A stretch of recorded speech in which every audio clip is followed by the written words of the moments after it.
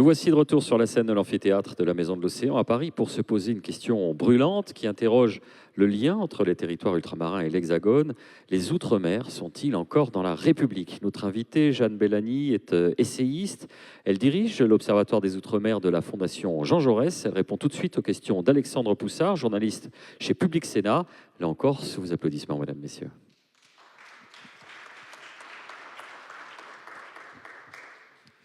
Bonjour à tous, je suis ravi de participer à cet événement Les Outre-mer aux avant-postes. Bonjour Jeanne Bellany.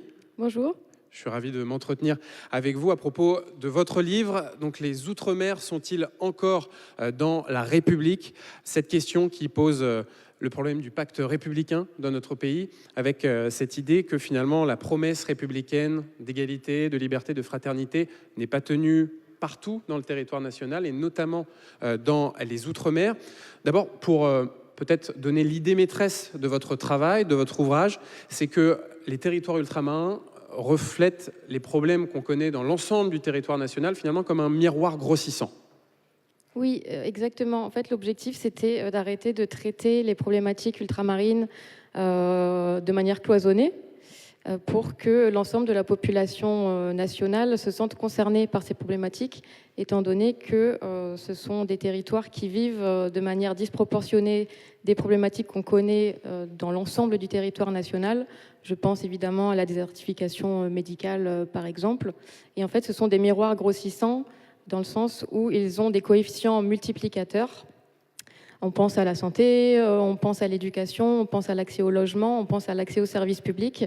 Et donc, dans ces territoires, on a un sentiment de relégation, mais qui se vit aussi dans la France dite périurbaine, la France dite rurale, la France dite populaire. Bref, cette France qu'on qualifie souvent de seconde zone. Et donc, l'objectif, c'était vraiment de créer du lien entre l'Hexagone et les Outre-mer pour que chacun se sente concerné. Alors, on va analyser d'abord les premières failles de la République, notamment dans les territoires ultramarins, vous les avez cités. Et puis, on en a parlé, on a entendu la ministre en parler tout à l'heure. D'abord, il y a la vie chère, cette urgence, ces inégalités, ces problèmes de pouvoir d'achat, de pauvreté. Ça crée un vecteur de ressentiment vis-à-vis de l'État en Outre-mer? Alors, je pense que, disons que le ressentiment, c'est plutôt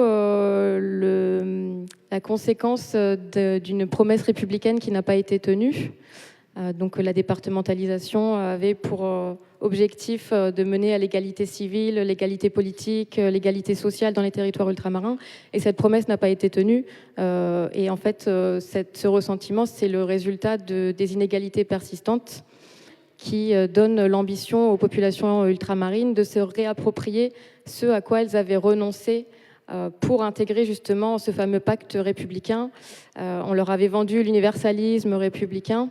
Et finalement, on se rend compte que l'universalisme, sous sa forme très abstraite et très homogénéisante, ne permet pas à ces populations d'avoir accès à l'égalité promise. Et elles se sont pourtant dépossédées de nombreuses de leurs singularités.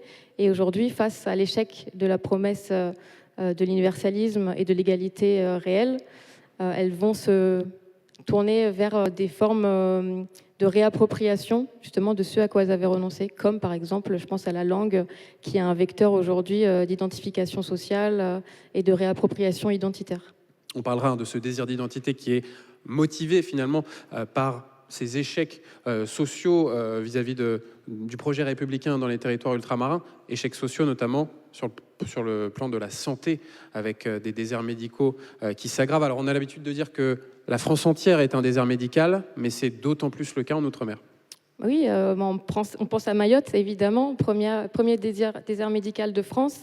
D'ailleurs, depuis quelques mois, Mayotte a été placée, tout le territoire mahorais a été placé en zone de désert médical. Donc, c'est-à-dire que tout le territoire est en zone prioritaire.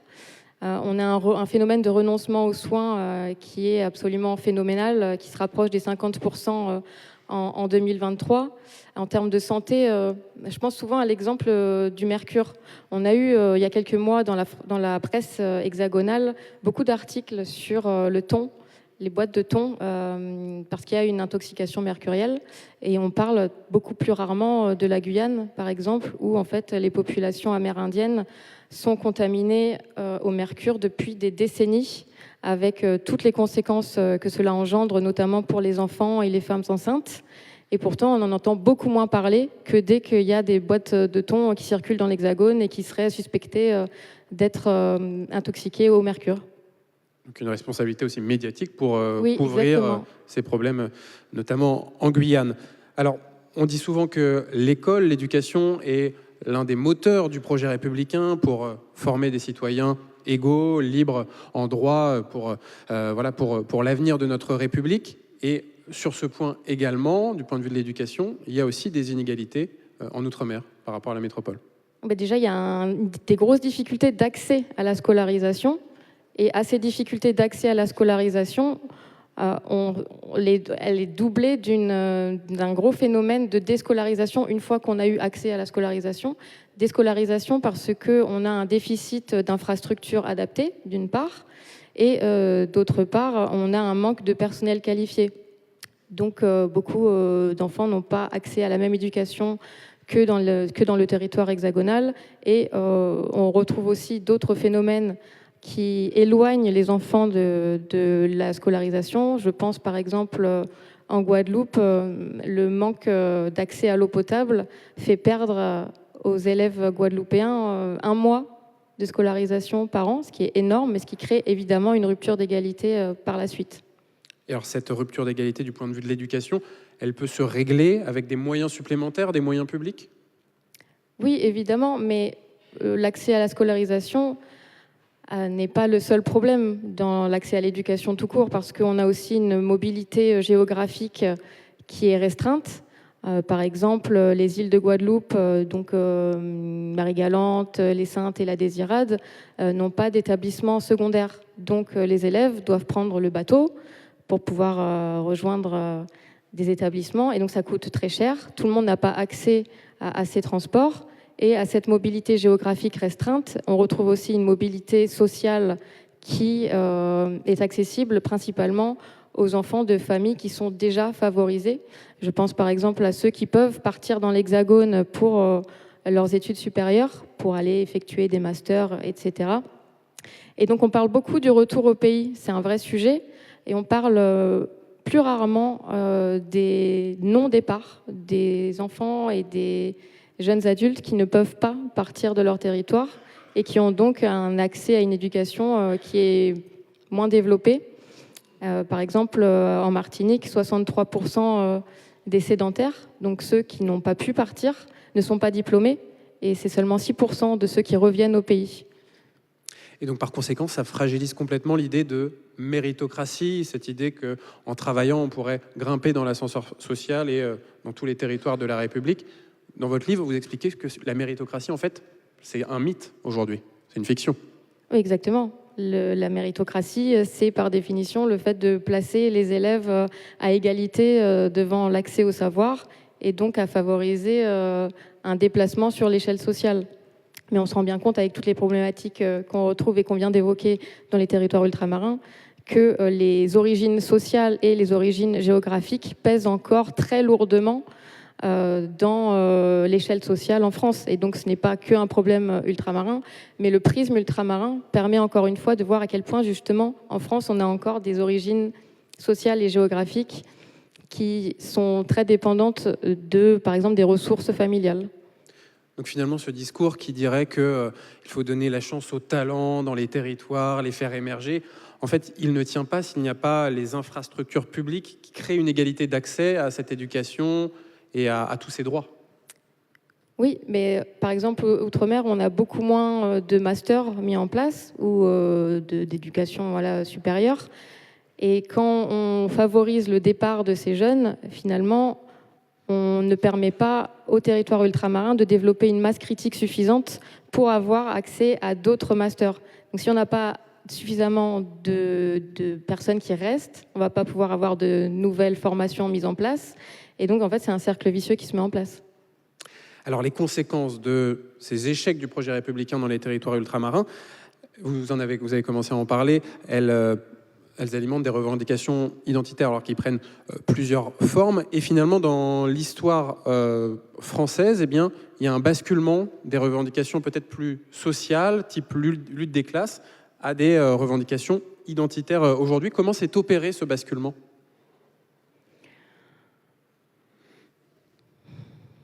Disons qu'on avait des revendications sociales qui étaient tout à fait légitimes et qu'on retrouvait aussi dans l'Hexagone, et que face aux inégalités persistantes, comme je le disais tout à l'heure, les populations ultramarines ont souhaité se réapproprier ce à quoi elles avaient renoncé pour intégrer la République. Je parle par exemple des singularités linguistiques, des singularités historiques, des singularités culturelles.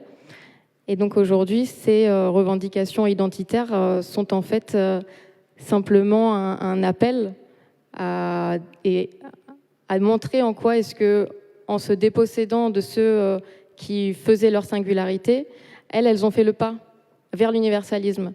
Et que du fait de ce caractère abstrait qui masque les inégalités, aujourd'hui, on se rend bien compte que ce n'est pas suffisant de parler d'universalisme républicain, ce n'est pas suffisant de parler d'indifférence à la différence, et qu'il faut effectivement la mettre en œuvre, et que ça passe aussi par une reconnaissance justement de ces singularités, de ces particularismes historiques, linguistiques, culturels. Mais on pourrait se dire, pour lutter contre ces inégalités en termes d'éducation, en termes de santé, en termes de pouvoir d'achat, il pourrait y avoir une réponse sociale, une structuration en termes de lutte des classes, mais c'est moins le cas aujourd'hui. Non, je trouve que c'est paradoxal parce que justement la lutte des classes reste très présente dans les mouvements sociaux qu'on retrouve dans les territoires ultramarins, alors qu'à l'heure actuelle, à l'échelle de l'Hexagone, on se dit qu'en fait la lutte des classes est en train... C'est le passé. C'est passé, alors qu'outre-mer, justement, elle est encore très présente. Et alors pourquoi l'universalisme a échoué dans les territoires ultramarins, cette promesse universaliste ? L'universalisme a échoué parce que c'est un universalisme qui est justement abstrait et homogénéisant, là où on appelle dans les territoires ultramarins à aller vers un universalisme qui soit ouvert aux singularités. Donc je pense notamment à Aimé Césaire et à la négritude. Donc en fait, il y a beaucoup d'intellectuels ultramarins, de penseurs ultramarins qui ont, depuis des décennies, appelé la population ultramarine à justement, on en parle beaucoup aujourd'hui à l'échelle hexagonale, à se désoccidentaliser et à provincialiser notamment l'Europe pour aller vers un universalisme qui soit ouvert. C'est-à-dire qu'on peut penser un projet républicain universaliste qui intègre les désirs d'identité des différents territoires de la nation. Ça, c'est possible, mais ça n'a pas été fait. Ça n'a pas été fait, mais pourtant, outre-mer, on a quand même quelques exemples d'une souplesse républicaine. Je pense par exemple à la royauté, qui est encore présente à Wallis et Futuna. Je pense à l'identité kanak, qui est une exception au principe de l'unicité du peuple français, parce que l'identité kanak est reconnue depuis 1998. On a un exemple plus récent avec le projet d'accord de Bougival qui propose de reconnaître un État de la Nouvelle-Calédonie et une nationalité calédonienne. Et je pense aussi, par exemple, en Polynésie, où les langues polynésiennes sont reconnues comme un vecteur de l'identité culturelle. Alors, dans ces revendications identitaires, il y a la prise en compte des particularismes, mais aussi, est-ce qu'il peut y avoir des fractures, des replis identitaires qui cloisonnent peut-être d'autant plus la société ultramarine ? Alors pour moi, le repli identitaire, c'est simplement le reniement d'un désir d'identité. À partir du moment où on a un désir d'identité et que ce désir est brimé, on va justement aller vers un repli identitaire. Et ça reste quand même un risque, une conséquence de tous les problèmes dont on parle, ce repli ? Ça reste un risque si la France continue à ne pas vouloir écouter les revendications des territoires ultramarins, d'aller vers plus d'autonomie, d'avoir les langues créoles qui soient reconnues. Je pense notamment à l'agrégation du créole, ce qui a fait polémique, étant donné qu'il n'y en aura pas pour cette année. Donc on a l'impression que les langues créoles ne sont pas reconnues comme étant réellement des langues régionales en France. Il y a un point intéressant dans votre livre, c'est que vous faites un lien entre le capitalisme et justement la montée de ce désir d'identité dans les territoires d'outre-mer. Quel est le lien ? Alors, j'ai voulu démontrer que le regain identitaire en France s'explique à travers deux dynamiques. et que le prisme ultramarin est justement intéressant pour analyser ces dynamiques. On a d'un côté l'universalisme, abstrait et homogénéisant, qui a donné naissance à une politique d'assimilation. À savoir que la politique d'assimilation, aujourd'hui, outre-mer, elle est vécue comme la volonté d'effacer les singularités linguistiques, culturelles, etc.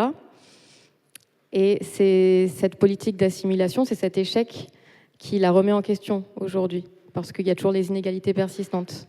Et d'un autre côté, on a le capitalisme, qui est lui aussi, à l'image de l'universalisme, homogénéisant, parce qu'il va déboucher sur un marché qui est lissé, étant donné que son objectif, c'est que chacun d'entre nous ait les mêmes désirs, les mêmes besoins, la même manière de consommer. Et à l'image de l'universalisme qui avait donné naissance à un enfant terrible, à savoir la politique d'assimilation, le capitalisme a lui aussi donné naissance à un enfant terrible, à savoir son pendant, le néolibéralisme, qui est un peu son supplément d'âme et qui va chercher à donner l'impression à chacun d'entre nous de pouvoir vivre sa singularité au sein d'un marché lissé. Et donc ces deux mouvements parallèles vont aller vers un regain d'identité, étant donné que la politique d'assimilation a généré du ressentiment, tandis que le capitalisme et le néolibéralisme ont exacerbé l'identité. Et donc les deux mouvements concomitants vont aboutir à un repli sur soi et justement à une volonté d'exacerber son identité. Donc la conclusion, c'est qu'il faudrait finalement un capitalisme qui s'adapte aux diversités des territoires, peut-être plus différentialisé, plus adapté aux singularités des territoires, notamment sur le problème de la vie chère en Outre-mer, avec des spécificités. Oui. Et pas un simple grand marché où chaque individu est un consommateur. Oui, bah déjà, il faudrait peut-être que la mondialisation trouve un point d'arrêt dans ces territoires pour que ces populations puissent aussi se réapproprier, par exemple, leur mode de culture et leur mode d'alimentation. Aujourd'hui, on a une alimentation qui est mondialisée, ce qui ne favorise pas l'autonomie alimentaire, par exemple. Et puis, évidemment, il faut mettre fin au monopole qui profite toujours aux mêmes depuis des décennies et qui est aujourd'hui largement contesté dans des territoires qui se vivent comme des marchés captifs. Mais finalement, dans votre critique de l'idée d'universalisme qui nie les différences, notamment les spécificités de l'outre-mer, peut-être qu'il y a un échec de la promesse universelle, de la promesse d'équité en outre-mer, avec cette question de la santé, de l'école, ce dont on parle. C'est peut-être un échec de cette promesse d'équité et d'universalisme. Mais tout est un échec. Je veux dire, l'universalisme n'existe pas outre-mer. Quand on parle de l'indifférence à la différence, c'est un mensonge. Et l'universalisme républicain, aujourd'hui, nie absolument tout ce qui fait les particularités de ces territoires et donc ne permet pas à une population qui est marquée par une histoire coloniale très violente de se sentir incluse au sein du territoire national et donc de pouvoir aussi se réapproprier son histoire qui est aujourd'hui niée parce qu'on refuse d'entendre qu'il y ait des traumatismes qui puissent justement nourrir des volontés et des velléités identitaires. Donc finalement, l'enjeu, c'est de prendre à la fois compte de la singularité, de la culture des territoires ultramarins, mais peut-être aussi de mettre davantage de moyens publics pour tenir cette promesse d'équité et d'égalité des droits réels par rapport aux autres territoires de la France. Oui, mais c'est aussi une question de différenciation. S'il y a des volontés d'aller vers plus d'autonomie aujourd'hui, c'est justement parce qu'on a des politiques publiques qui ne sont pas adaptées. On parle beaucoup d'un réflexe outre-mer qui reste finalement un vœu pieux. Et cette volonté d'autonomie, encore une fois, le prisme ultramarin est intéressant parce qu'elle est aussi très présente à l'échelle hexagonale. On a aujourd'hui plus de 70% des Français qui estiment que les langues régionales doivent être enseignées à l'école et que les régions devraient pouvoir être en mesure d'adapter les législations nationales pour pouvoir les adapter à l'échelle locale afin qu'elles soient adaptées aux besoins des populations. Et c'est exactement ce qu'on retrouve dans les territoires qui veulent aller vers plus d'autonomie. C'est parce que les populations ont des besoins différenciés d'un territoire à l'autre. et que donc avoir plus de pouvoir à l'échelle locale, c'est justement répondre de manière plus adaptée à ces besoins. Donc il y a ce véritable désir d'autonomie institutionnelle dans les territoires ultramarins, dans la lignée de ce qui est proposé à la Corse actuellement avec la réforme constitutionnelle? Oui, il faut exactement aller vers plus d'écoute, et même la Corse, on ne va pas y revenir, mais a déjà davantage de moyens en termes de dotation de continuité territoriale. Et on attend aussi de la France qu'elle puisse assurer, au-delà de l'égalité républicaine, une équité républicaine. Car si on donne plus d'autonomie, les différents territoires, que ce soit en Outre-mer ou en métropole, n'ayant pas les mêmes ressources, est-ce que cette autonomie renforcée, est-ce que ça ne va pas aggraver certaines inégalités, justement? Le problème étant qu'à l'échelle nationale, les collectivités locales et les collectivités territoriales subissent un assèchement de leurs ressources. Et donc tout est aussi ramené à la question de l'octroi de mer, qui est un véritable débat à avoir avec les élus locaux et qu'on n'a pas encore eu aujourd'hui, parce que j'ai l'impression que c'est un petit peu mis sous le tapis depuis quelques temps. Mais l'octroi de mer est un levier de ressources financières pour les collectivités locales ultramarines. Et pourtant, aujourd'hui, il y a beaucoup de débats sur est-ce qu'il faudrait le supprimer, est-ce qu'il faudrait le réformer, est-ce qu'il faudrait le remplacer par une TVA régionale. Et c'est des questions qui doivent être abordées en lien direct avec les élus locaux et avec la population, qui est souvent la première à payer les conséquences d'un octroi de mer. Parce que l'octroi de mer est lié aussi à la vie chère. Donc oui. C'est compliqué, c'est à la fois une ressource pour les collectivités et peut-être une des causes de la vie chère, mais évidemment pas la seule. Une question sur le Rassemblement national. Vous l'évoquez dans votre travail, le Rassemblement national qui a des succès électoraux dans les territoires ultramarins et qui se présente d'ailleurs comme le parti des oubliés. En quoi, selon vous, c'est un mensonge, ce discours ? Je trouve que la montée du Rassemblement national, elle est intéressante à analyser aussi à travers le prisme ultramarin, étant donné que ces territoires condensent un peu tous les reniements et tous les renoncements du Rassemblement national, étant donné que ce sont des territoires qui sont encore plus dépendants du système social et du système redistributif de la France. Et on a plusieurs exemples à travers les territoires ultramarins de la taquia sociale qui est pratiquée par le Rassemblement national. Je pense par exemple en termes de pouvoir d'achat au refus du Rassemblement national d'augmenter le SMIC, ou finalement le Rassemblement national... Le RN avance masqué sur les questions sociales. Oui, exactement. Mais sur plein de points. Ça peut être aussi, on parlait des désertifications médicales, ils ont refusé l'obligation d'installation des médecins. Il y a énormément d'exemples qui montrent en quoi c'est une taquia sociale et que les renoncements sont nombreux et que donc le vote RN n'a absolument aucun avenir outre-mer. En tout cas, on l'espère. Jeanne, il nous reste 3 minutes dans notre échange. On a un peu brossé l'ensemble de votre travail, de votre réflexion dans ce livre. On va peut-être prendre quelques questions de la salle, si vous le souhaitez. On va vous faire passer... Faites une signe, on va vous faire passer un micro. Oui, là-bas, madame.